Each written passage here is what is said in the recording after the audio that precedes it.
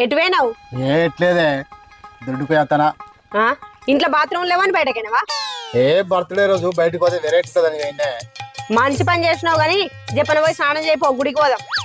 గుడికి ఎందుకు తీయరాదే, మన ఇంట్లో దేవుళ్ళు ఉన్నాయి కదా, ఈయన మొక్కుకుందాం. మన ఇంట్లో దేవుళ్ళున్నా మనం వెంబడ కొండ కట్టుకోయి మొక్కులు పెట్టేస్తలేమా?